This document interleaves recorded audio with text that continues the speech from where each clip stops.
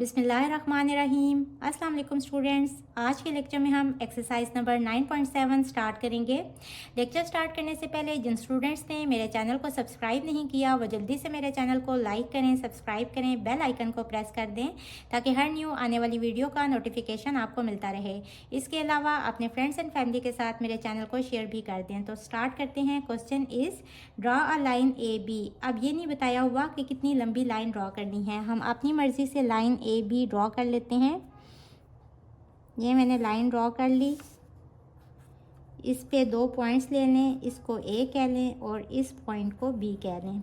Late P and Q be 2 points not on A B. अब P और Q 2 points लेने हैं जो कि लाइन ए बी के ऊपर ना हो but coplanar with A B. Coplanar का क्या मतलब है कि ये ए बी वाले प्लेन पे ही लाई कर रहे हूँ। सपोज ये पॉइंट है पी और ये पॉइंट है Q.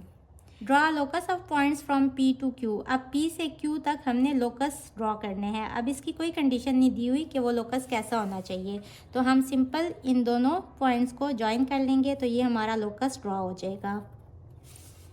What is the name of that locus. अब देखें ये तो सिंपल एक लाइन है तो हम कहेंगे name of the locus is line segment. तो स्टेप्स लिख लेते हैं। सबसे पहले हमने लाइन ड्रॉ की, तो draw a line A B, फिर 2 पॉइंट्स लिए थे। Take 2 points P and Q coplanar with line AB. Draw locus of points from P to Q. और अब हमने इसका नाम बताना है। Name of locus is line segment. इसका सेकंड पार्ट है is there any point on locus if extended which lies on A B. यानी कि अगर हम लोकस को एक्सटेंड करें तो क्या कोई पॉइंट लोकस का होगा जो कि पॉइंट ए बी के ऊपर लाई करे। तो ये देखें, मैं अगर इसको एक्सटेंड करती हूँ और यहाँ से ए बी लाइन को भी एक्सटेंड करती हूँ, क्योंकि देखें हमें ए बी की कोई भी मेजरमेंट गिवन नहीं है, हम इसको कितना भी लंबा ड्रॉ कर सकते हैं, हमारी अपनी मर्जी है। तो देखें लोकस का एक पॉइंट इस जगह पे है जो कि लाइन ए बी के ऊपर लाई कर रहा है, तो हम लिखेंगे yes if locus is extended then it intersect the line AB, so there is a point on locus if extended which lies on AB। so ये इसका आंसर होगा। इसका थर्ड पार्ट है how can we take points P and Q such that no points of the locus lies in line A B. हम P और Q को किस तरह से ड्रॉ करें कि इसका कोई भी पॉइंट ए बी लाइन के ऊपर ना हो। अगर हम देखें, अगर हम यहाँ से यहाँ तक पी को भी उतने ही डिस्टेंस पे मार्क कर लेते हैं जितना यहाँ से क्यू तक डिस्टेंस मार्क करते हैं। सपोज हम पी को यहाँ से 1 सेंटीमीटर इतना मार्क कर लेते हैं और क्यू को भी यहाँ से 1 सेंटीमीटर इक्वल मार्क कर लेते हैं, तो यहाँ से यहाँ तक डिस्टेंस कितना हुआ 1 सेंटीमीटर। अब अगर हम लोकस ड्रॉ करें तो आप देखें कि ये पैरेलल होगा ए बी से, और जब ये पैरेलल होगा तो इसका कोई भी पॉइंट इस लाइन के ऊपर लाई नहीं करेगा। तो हम लिखेंगे if we take points P and Q such that they have equal distance from line AB, then this locus is parallel। ये locus कौन सा अब बनेगा, PQ is parallel to AB and no point of this locus lies on line AB। इसका next part है how can we take points P and Q such that every point of line A B may lie on locus. P और Q points किस तरह से लें कि A B line का हर point इस लोकस के ऊपर लाई कर रहा हो। तो ये किस केस में मुमकिन है, जब पी पॉइंट भी ए बी लाइन के ऊपर हो और क्यू पॉइंट भी ए बी लाइन के ऊपर हो। तो हम लिखेंगे if we take points P and Q on line A B then every point of line A B may lie on locus PQ। So this is our answer. Question number 6 is draw an equilateral triangle PQR of suitable measurement. हमने triangle PQR draw करनी है और इसकी measurement खुद से ही लेंगे. अब equilateral triangle वो ट्रायंगल होती है जिसकी सारी साइड्स इक्वल लेंथ की होती हैं. तो मैं यहाँ लेंथ ले रही हूँ 4 सेंटीमीटर. अब मैं कंपास लूँगी और इसको भी 4 सेंटीमीटर जितना ओपन कर लूँगी और यहाँ से मैं एक आर्क ड्रॉ करूँगी और इस पॉइंट पे रख के भी एक आर्क ड्रॉ करूँगी. जिस पॉइंट पे ये दोनों आर्क्स इंटरसेक्ट कर रही हैं उन पॉइंट्स को ज्वाइन कर लेंगे तो ये इक्विलेटरल ट्रायंगल ड्रॉ हो जाएगी.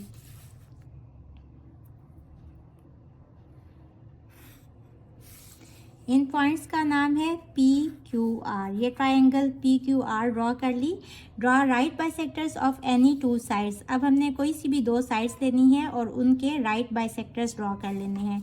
वो किस तरह से ड्रॉ होते हैं? सपोज हम PQ के ऊपर राइट बाइसेक्टर ड्रॉ करते हैं तो हम इसके हाफ से ज़्यादा लेंथ ओपन कर लेंगे कंपास की और यहाँ से हम आर्क मार्क करेंगे. इस जगह पे भी इसी तरह मार्क कर लेंगे. अब इस जगह पे रख के भी आप इस तरह से मार्क कर लें.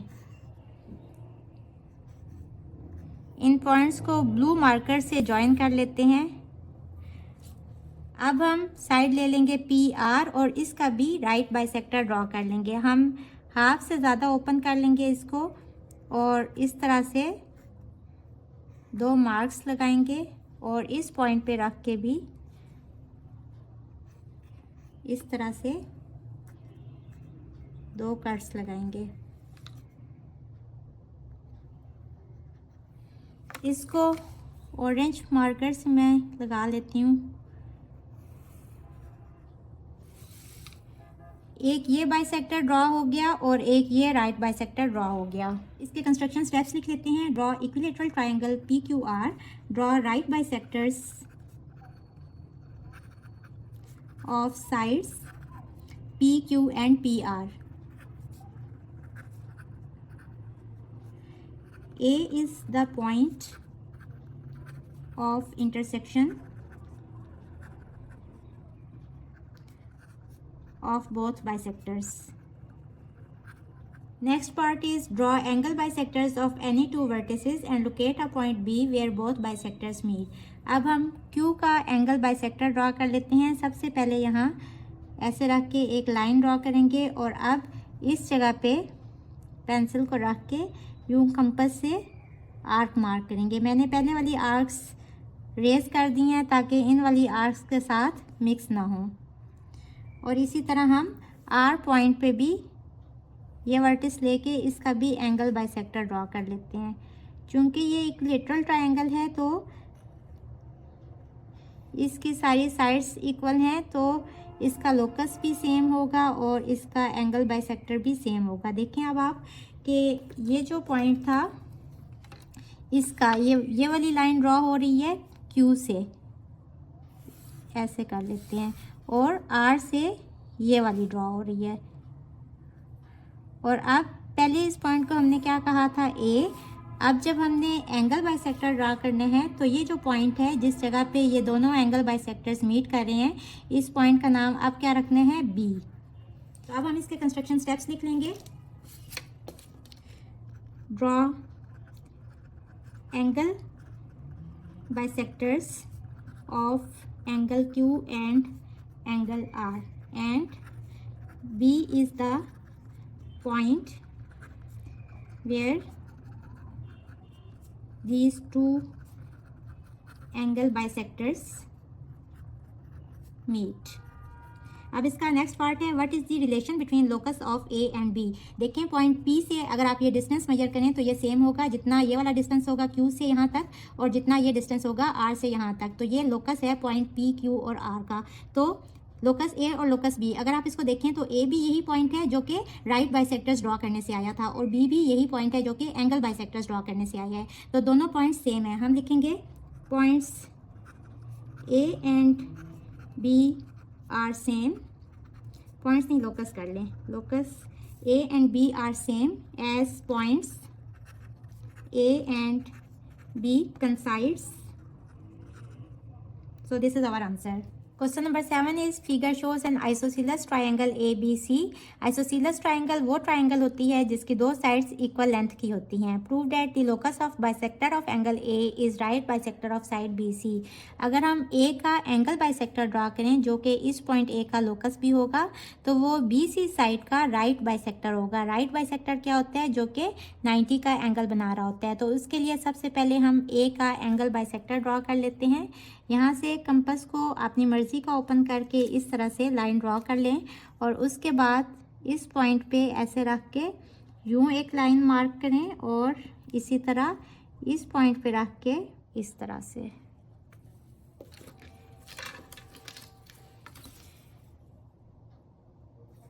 इस पॉइंट को यहाँ से जॉइन कर लें और इसको एक्सटेंड कर दें. तो ये देखें ये लोकस है ए का और ये राइट बाइसेक्टर है बी सी का. अगर आप इस एंगल को मेजर करें तो ये 90 का एंगल बन रहा होगा और इसी तरह ये एंगल भी 90 का बन रहा होगा. प्रोटेक्टर से इसको मेजर करके देख सकते हैं. अब इसके कंस्ट्रक्शन स्टेप्स लिखते हैं. सबसे पहले हमने क्या किया? Draw angle bisector of A का एंगल बाइसेक्टर ड्रॉ कर लिया. Draw locus of angle bisector of A और यही ए का लोकस था. अब इसके बाद the locus bisect the line B C, इस पॉइंट को कह लें D, at point D such that ये जो डिस्टेंस है बी डी ये डी सी के इक्वल होगा. Also angle A D B equals to angle ADC which is equals to 90 degree. So locus of angle bisector of A is right bisector of side BC. तो ये हमारा question number 7 solve हुआ. Question number 8 is draw 3 non collinear points in the plane. Non collinear points वो points होते हैं जो कि एक लाइन पे नहीं होते. तो हम 3 पॉइंट्स ले लेते हैं, कोई भी रैंडम पॉइंट्स, और इनको हम ज्वाइन कर लेते हैं.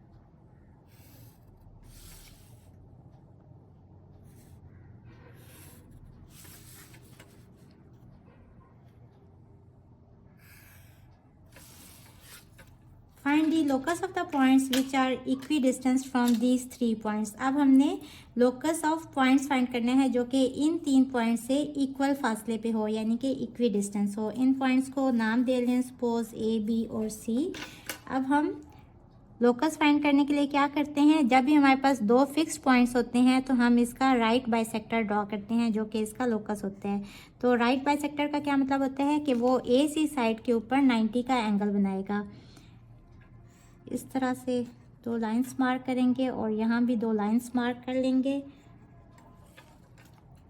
और जिस जगह पे ये इंटरसेक्ट करेंगे इनको मिला लेंगे, इन पॉइंट्स को. ये पॉइंट है और ये पॉइंट है. ये एक लोकस ड्रॉ हो गया ए सी साइड का. अब ए बी का भी लोकस ड्रॉ कर लेते हैं.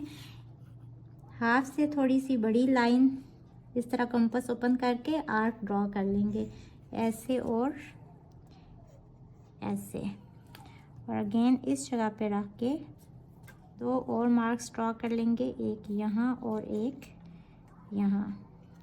अब इन 2 आर्क्स को इंटरसेक्ट भी करना चाहिए. अगर ये नहीं कर रहा तो आप इसको एक्सटेंड कर लें इस तरह. अब ये जो है इसको किसी और कलर से ड्रॉ कर लेते हैं. ये हमने ए बी का लोकस ड्रॉ कर लिया. अब किसका रह गया? बी सी का. तो इसका भी लोकस ड्रॉ कर लेते हैं. यहाँ हाफ से बड़ी लाइन कंपास खोल के इस तरह से आर्क मार्क करेंगे और यहाँ भी इस तरह से इन पॉइंट्स को भी ज्वाइन कर लेंगे. ये अब अगर हम इसको मेजर करें यहाँ से यहाँ तक, बी से यहाँ तक कितना फासला बन रहा है? तकरीबन 3 सेंटीमीटर्स का. ए से यहाँ तक मेजर करके देखें तो ये देखें 3 सेंटीमीटर्स, और सी से भी मेजर करके देखें तो ये जो पॉइंट ऑफ इंटरसेक्शन बन रहा है ये तीनों में कितना बन रहा है? देखें 3 सेंटीमीटर्स. तो इट मीन्स कि ये पॉइंट इक्वी डिस्टेंस है पॉइंट्स ए बी और सी से। अब इसके हम कंस्ट्रक्शन स्टेप्स लिख लेते हैं। Take 3 points A B and C that are non collinear, यानी कि एक स्ट्रेट लाइन पे नहीं है, and draw a triangle A B C. Draw right bisectors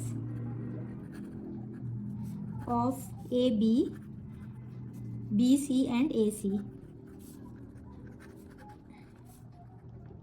All right bisectors intersect each other at point, suppose ये point है O। उसके बाद हमने इनका डिस्टेंस फाइंड किया था कि यहाँ से यहाँ तक डिस्टेंस, यहाँ से यहाँ तक और यहाँ से यहाँ तक सेम है।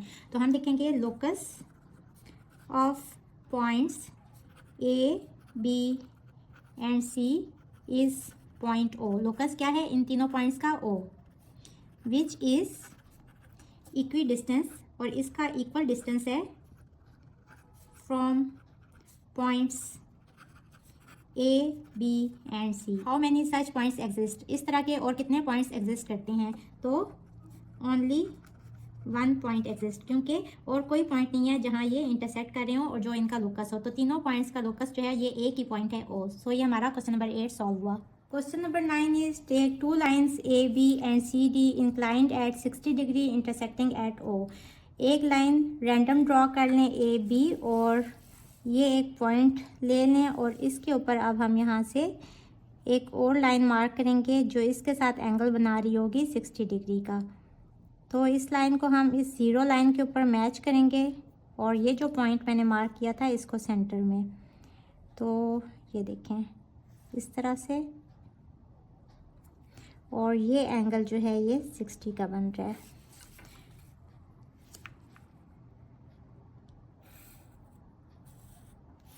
ये एंगल 60 का बन रहा है। अब हमने इसका लोकस ड्रॉ करना है। Draw locus of points which are equidistant from both lines. तो लोकस कैसे ड्रॉ करते हैं? हम इसका एंगल बाइसेक्टर ड्रॉ करते हैं। इस साइड पे भी मार्क कर लेंगे। अब कंपास को हिलाना नहीं है और यहाँ से ऐसे मार्क करना है और इस जगह से इस तरह से मार्क करेंगे, और सिमिलरली इस जगह पे भी ऐसे रखेंगे और यूं मार्क करेंगे और फिर इस जगह पे रखते हुए ऐसे मार्क कर लेंगे। अब ये जो दोनों के जो पॉइंट ऑफ इंटरसेक्शंस हैं, ये वाला पॉइंट और ये वाला पॉइंट, इनको ज्वाइन कर लेंगे तो ये एंगल बाइसेक्टर आ गया। ये देखें जी, इसको कह लें ये लाइन है L। अब हम कंस्ट्रक्शन स्टेप्स लिखेंगे। Draw 2 lines A, B and C, D inclined at an angle of 60 degree. इसके बाद both lines meet at point, ये गिवन है O, इस पॉइंट को O कह रहे हैं। Draw locus of points L which are, अब यहाँ जगह कम है मैं यहाँ लिख देती हूँ, which are equidistant from lines A, B and C, D। अब आगे क्या वो पूछ रहे हैं? Draw bisector of 60 degree. 60 degree का बाइसेक्टर ड्रॉ करना है। तो देखें एंगल बाइसेक्टर हमने ड्रॉ कर दिया हुआ है, यही 60 डिग्री का बाइसेक्टर है। Locus of points L is also the